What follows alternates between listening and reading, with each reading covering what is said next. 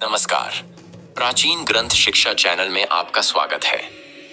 आज हम आपको श्रीमद् देवी भागवत पुराण के चतुर्थ स्कंध में अध्याय 20 श्रवण करवाएंगे, जिसमें व्यास जी द्वारा जन्मेजय को भगवती की महिमा सुनाना तथा कृष्णावतार की कथा का वर्णन किया गया है।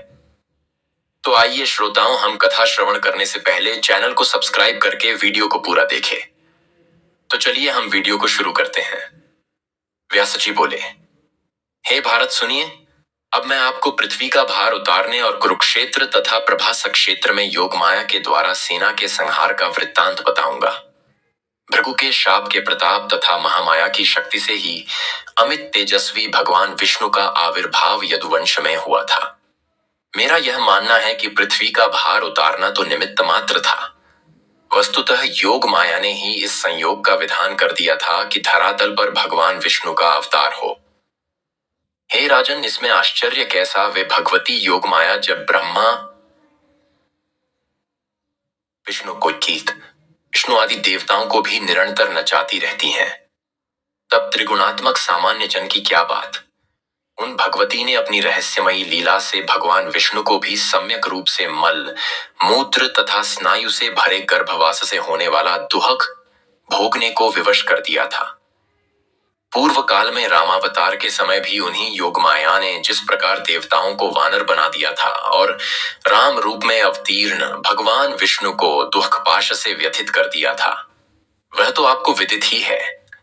हे महाराज, अहंता और ममता के इस सुदृढ़ बंधन से सभी लोग आबद्ध हैं। अतः अनासक्त तथा मोक्ष की इच्छा रखने वाले योगीजन और भोग की कामना करने वाले लोग भी उन्हीं कल्याणकारिणी भगवती जगदम्बा की उपासना करते हैं। जिन योग माया की भक्ति के लेश लेशांश के लेश लेशवांश को प्राप्त करके प्राणी मुक्त हो जाता है, उनकी उपासना कौन व्यक्ति नहीं करेगा। हे भुवनेशी, ऐसा उच्चारण करने वाले को वे भगवती तीनों लोक प्रदान कर देती हैं और मेरी रक्षा कीजिए, इस वाक्य के कहने पर उसे पहले ही त्रिलोक दे देने के कारण अब कुछ भी न दे पाने से वे उस भक्त की ऋणी हो जाती हैं। हे राजन, आप उन भगवती के विद्या तथा अविद्या ये दो रूप जानिए। विद्या से प्राणी मुक्त होता है और अविद्या से बंधन में पड़ता है। ब्रह्मा, विष्णु और महेश ये सब उनके अधीन रहते हैं। भगवान के सभी अवतार रस्सी से बांधे हुए के समान भगवती से ही नियंत्रित रहते हैं। भगवान विष्णु कभी वैकुंठ में और कभी क्षीर सागर में आनंद लेते हैं, कभी अत्यधिक बलशाली दानवों के साथ युद्ध करते हैं, कभी बड़े बड़े यज्ञ करते हैं, कभी तीर्थ में कठोर तपस्या करते हैं और हे सुव्रत, कभी योग निद्रा के वशीभूत होकर शैया पर सोते हैं। वे भगवान मधुसूदन कभी भी स्वतंत्र नहीं रहते। ऐसे ही ब्रह्मा, रुद्र, इंद्र, वरुण, यम, कुबेर, अग्नि, सूर्य, ऋषि, अन्य श्रेष्ठ देवतागण, सनक आदि मुनि और वशिष्ठ आदि महर्षि, ये सब के सब बाजीगर के अधीन कठपुतली की भांति सदा भगवती के वश में रहते हैं। जिस प्रकार नथे हुए बैल अपने स्वामी के अधीन रहकर विचरण करते हैं, उसी प्रकार सभी देवता कालपाश में आबद्ध रहते हैं। हे राजन, हर्ष, शोक, निद्रा, तंद्रा, आलस्य आदि भाव सभी देहधारियों के शरीर में सदा विद्यमान रहते हैं। ग्रंथकारों ने देवताओं को अमर, मृत्यु रहित तथा निर्जर, बुढ़ापा रहित,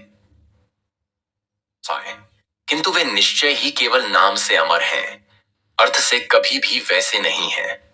जिनमें सदा उत्पत्ति, स्थिति और विनाश नामक अवस्थाएं रहती हैं, वे अमर और निर्जर कैसे कहे जा सकते हैं। वे देवता विबुद्ध,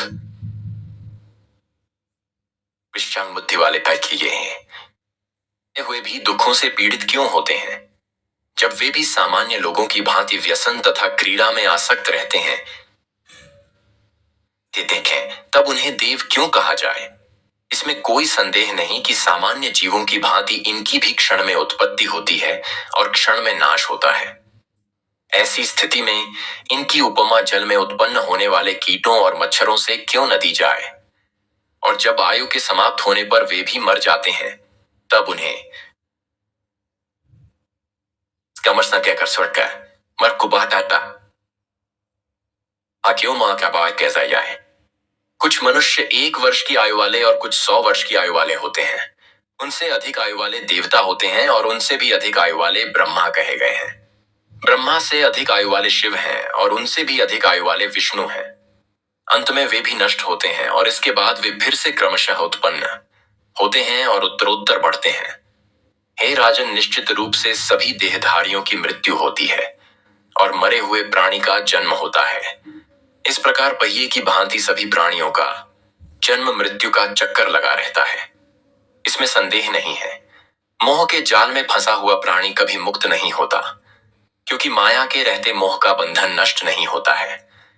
हे राजन, सृष्टि के समय ब्रह्मा आदि सभी देवताओं की उत्पत्ति होती है और कल्प के अंत में क्रमशः उनका नाश भी हो जाता है। हे नृप, जिसके नाश में जो निमित्त बन चुका है उसी के द्वारा उसकी मृत्यु होती है। विधाता ने जो रच दिया है वह अवश्य होता है, इसके विपरीत कुछ नहीं होता। क्या माय, मृत्यु, बुढ़ापा, रोग, दुहक अथवा सुख जो सुनिश्चित है वह उसी रूप में अवश्य प्राप्त होता है। इसके विपरीत दूसरा सिद्धांत है ही नहीं। प्रत्यक्ष दिखाई देने वाले सूर्य तथा चंद्रदेव सबको सुख प्रदान करते हैं, किंतु उनके शत्रु राहु के द्वारा उन्हें होने वाली पीड़ा दूर नहीं होती। सूर्य पुत्र शनैश्चर मंद और चंद्रमा अक्षय रोगी तथा कलंकी कहे जाते हैं। हे राजन, देखिए, बड़े बड़े देवताओं के भी विषय में विधि का विधान अटल है। ब्रह्मा जी वेदकर्ता, जगत की सृष्टि करने वाले तथा सबको बुद्धि देने वाले हैं, किंतु वे भी सरस्वती को देखकर विकल हो गए। जब शिवजी की भार्या सती अपने शरीर को दग्ध करके मर गई, तब लोगों का दुहक दूर करने वाले होते हुए भी वे शिवजी शोक संतप्त तथा पीड़ित हो गए।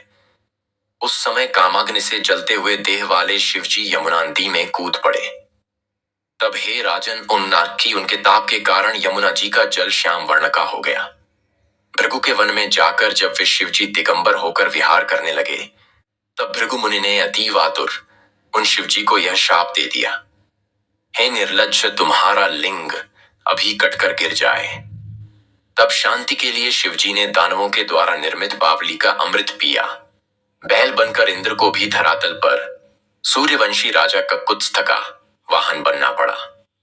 समस्त लोक के आदि पुरुष और महान विवेकशील भगवान विष्णु की सर्वज्ञता तथा प्रभु शक्ति उस समय कहाँ चली गई थी, जब रामावतार में वे स्वर्ण मृग संबंधी उस विशेष रहस्य को बिल्कुल नहीं जान सके।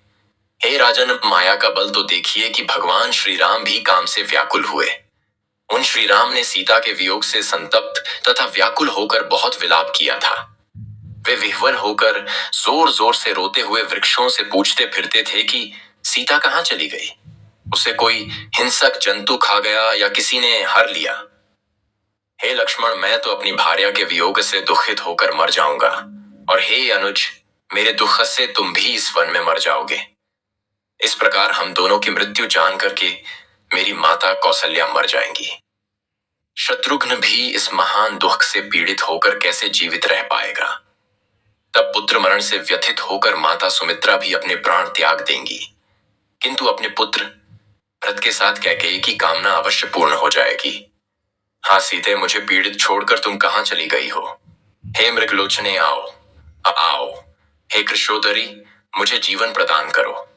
हे जनक नंदिनी, मैं क्या करूं और कहाँ जाऊं? मेरा जीवन तो तुम्हारे अधीन है। अपने प्रिय मुझ दुखित को सांत्वना प्रदान करो। इस प्रकार विलाप करते हुए तथा वन वन भटकते हुए वे अमित तेजस्वी राम जनक पुत्री सीता को नहीं खोज पाए। तत्पश्चात समस्त लोगों को शरण देने वाले वे कमल नयन श्री राम माया से मोहित होकर वानरों की शरण में गए।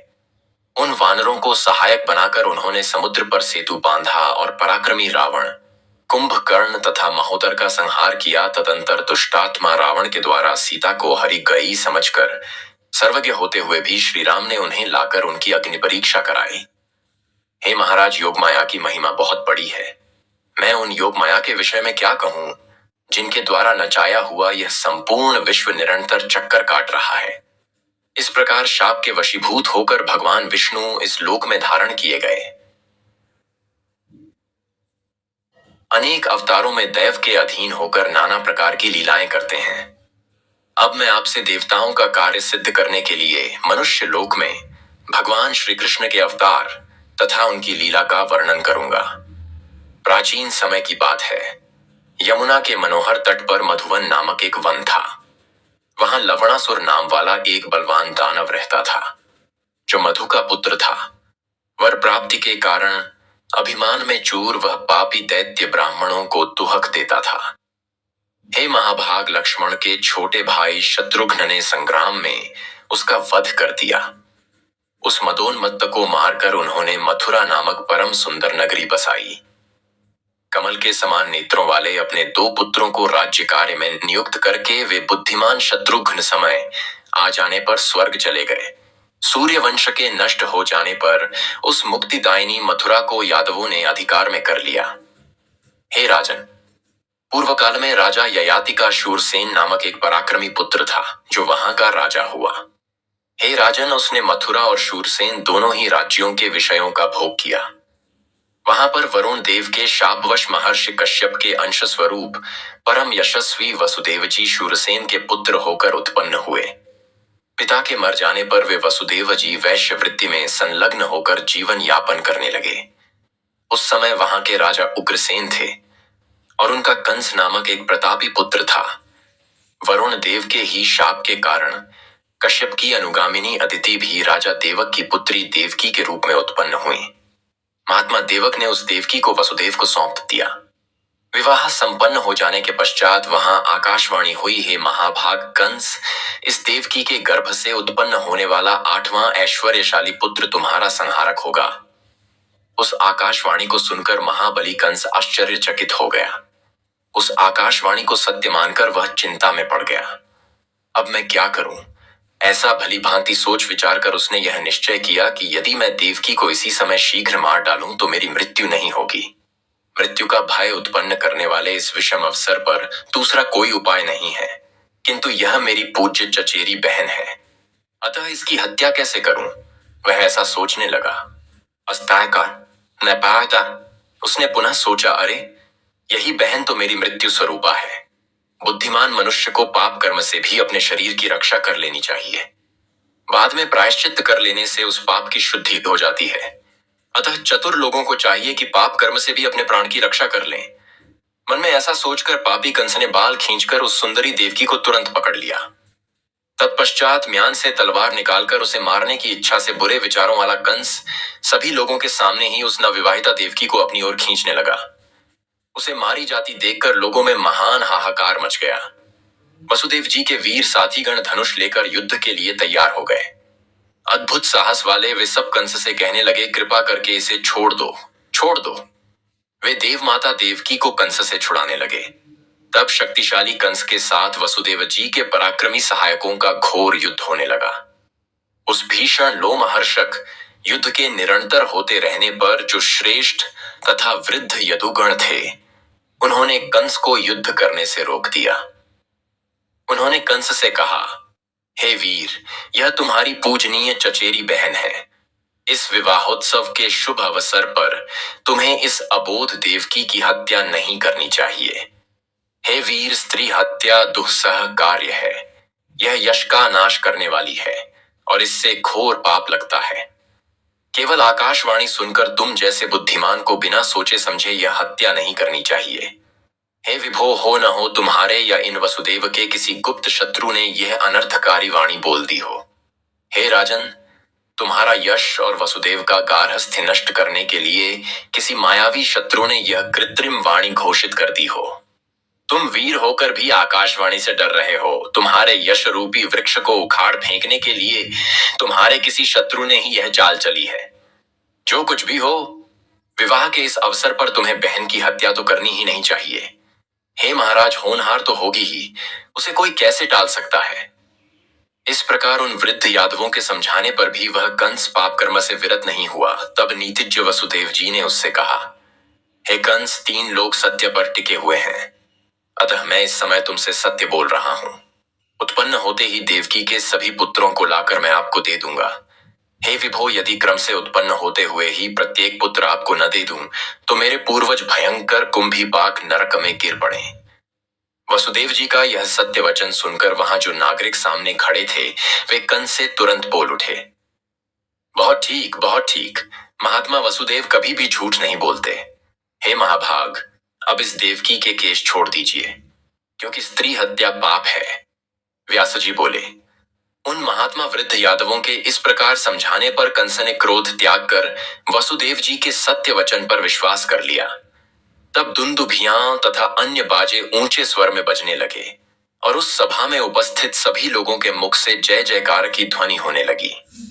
इस प्रकार उस समय महायशस्वी वसुदेव जी कंस को प्रसन्न करके उससे देवकी को छुड़ाकर उस नवविवाहिता के साथ अपने इष्टजनों सहित निर्भय होकर शीघ्रता पूर्वक घर चले गए। नमस्कार। आज का वीडियो इतना ही। अगला अध्याय अगले वीडियो में। संपूर्ण देवी भागवत पुराण सुनने के लिए बने रहे हमारे YouTube चैनल प्राचीन ग्रंथ शिक्षा पर। धन्यवाद।